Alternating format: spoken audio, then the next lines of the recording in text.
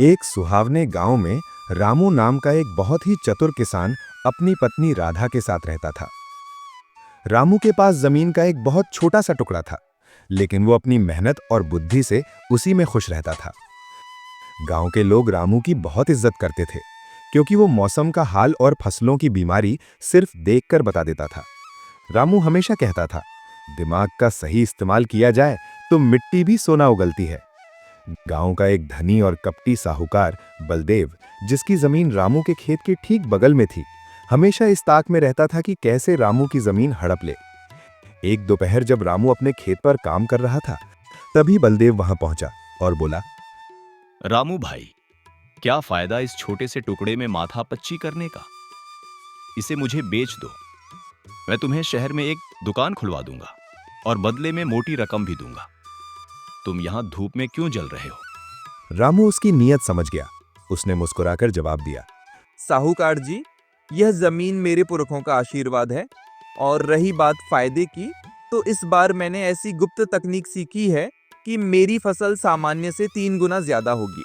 अगले साल तक तो मैं आपकी जमीन खरीदने लायक पैसे कमा लूंगा। बलदेव हैरान रह गया। वो सोचने लगा कि ऐसी कौन सी तकनीक है।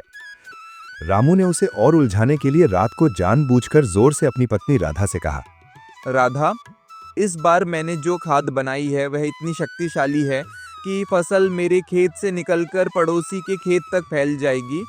मुझे डर है कि कहीं साहूकार बलदेव मेरी फसल का फायदा ना उठा ले।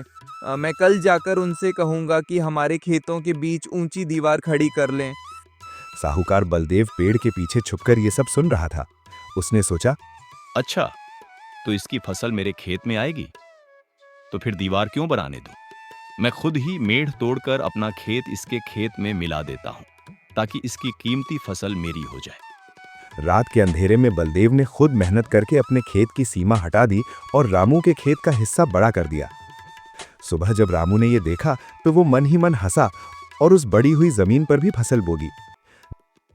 जब फसल तैयार हुई तो रामू ने कानूनी तौर पर वो बड़ी हुई जमीन अपनी साबित कर दी, क्योंकि बलदेव ने खुद उसे अपना हिस्सा बताया था। साहूकार बलदेव बुरी तरह चिढ़ गया। कुछ समय बाद जब अगली फसल की बुआई का समय आया तो रामू जानबूझकर कुछ दिनों तक खेत पर नहीं गया और घर पर लेटा रहा। साहूकार उसका मजाक उड़ाने घर आया और बोला, क्यों रामू, क्या हुआ तुम्हारी चतुराई को?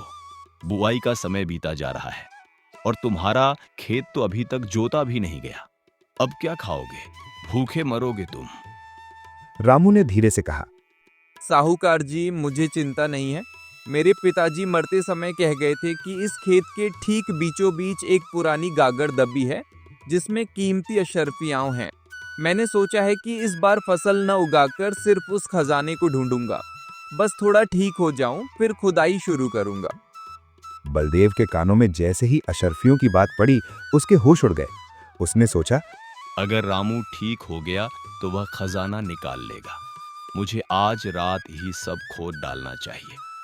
रात होते ही साहूकार बलदेव फावड़ा लेकर रामू के खेत में घुस गया। उसने पूरा खेत पागलों की तरह कोना कोना खोद डाला। सुबह होने तक पूरा खेत पूरी तरह से खुद चुका था और मिट्टी नर्म हो गई थी, लेकिन खजाना कहीं नहीं मिला। अगली सुबह जब साहूकार थककर पसीने से तरबतर होकर घर लौट रहा था, रामू हाथ में बीज की थैली लेकर खेत पर पहुंच गया। उसने मुस्कुराते हुए कहा, अरे साहूकार जी, आपका बहुत बहुत धन्यवाद। आपने तो मेरा काम आसान कर दिया। मैं बीमार था और सोच रहा था कि खेत की जुताई कौन करेगा, पर आपने तो मेरा पूरा खेत मुफ्त में ही जोत दिया। अब मैं इसमें आराम से बीज बो सकूंगा। साहूकार बलदेव अपना सिर पकड़कर बैठ गया। उसे समझ आ गया कि रामू की बुद्धि से टकराना नामुमकिन है।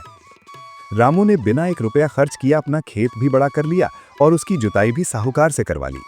इस तरह रामू और राधा सुख से रहने लगे और साहूकार ने फिर कभी उनकी जमीन की तरफ आंख उठाकर नहीं देखा।